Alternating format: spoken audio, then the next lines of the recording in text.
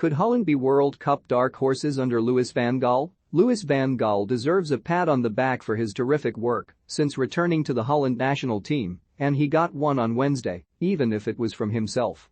The charismatic former Manchester United coach took the reins from Frank de Boer after his disappointing spell left a sour taste in the mouth, and his presence has given the team a real lift and an injection of personality to help them qualify for the World Cup in Qatar. His influence on the group was summed up by a winner in the dying seconds in their Nations League tie against Wales thanks to Wout Weghorst's winner, which saw Van Gaal congratulating himself to the hilarity of the journalists in the post-match press conference room. The Dutchman had been chuffed with his own tactical intuition after deciding against bringing on substitute Memphis Depay and instead keeping Weghorst on the pitch, and the way his players have fought for him and stepped up shows how resolute they have become under his leadership.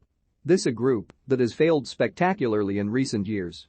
After Van Gaal guided them to the semi-finals at the 2014 World Cup, the team failed to qualify for Euro 2016 and the 2018 World Cup before they were sent packing at the Euro 2020 round of 16 by the Czech Republic.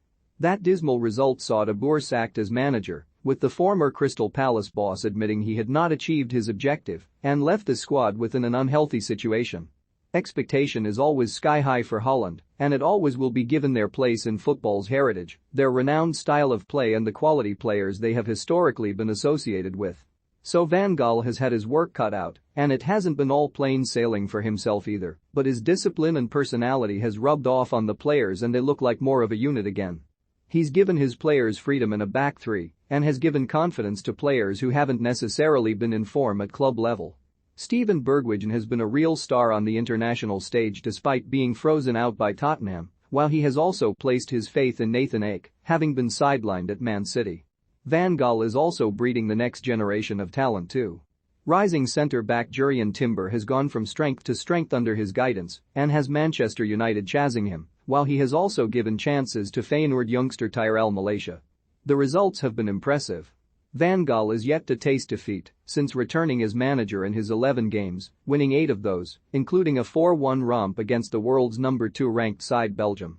The team have also picked up draws against Germany and beaten Euro 2020 semi-finalists Denmark 4-2. And it mustn't be forgotten that the veteran coach has done all this despite his own personal struggles. He fractured his hip after falling off a bike, being forced to conduct training in a golf cart. It was a source of hilarity for the players initially, but it was hardly convenient given it happened when they were preparing for a crucial game against Norway, where victory would seal their place at the World Cup. Explaining the situation, Van Gaal showed the connection he had formed with his players as he began to become teary when revealing how the squad asked for him to continue training them despite his inability to walk. The players and staff wanted me to stay after his accident, so I stayed, he said, welling up with emotion. After a reporter noticed he was getting emotional, Van Gaal added, "Yes, I am an emotional man.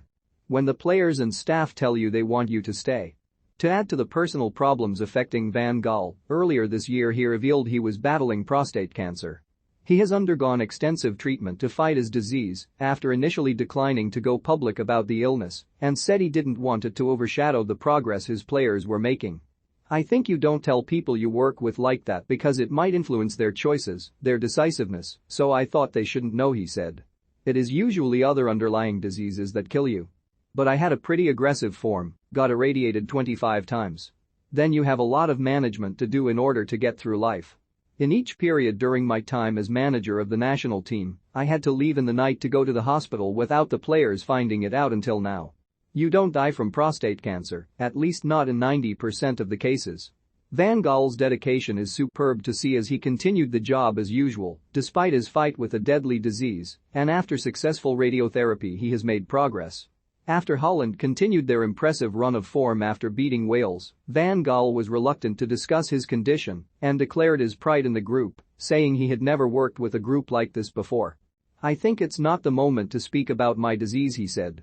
"But I can assure you I can manage because this group is like a present for me. In my career, I have never coached such a group." Holland's newfound confidence and bond with Van Gaal will stand them in good stead when they head to Qatar for the World Cup later this year. They won't be favorites in the slightest, but given their strong form, as well as Van Gaal's track record of taking the team far at the major tournament, they should be one of the dark horses in the competition. Frenkie de Jong is excelling in midfield and will be key to how Holland play in Qatar, while he has a strong defense with quality players like Matthijs de Ligt and Virgil van Dijk, as well as rising stars such as Timber.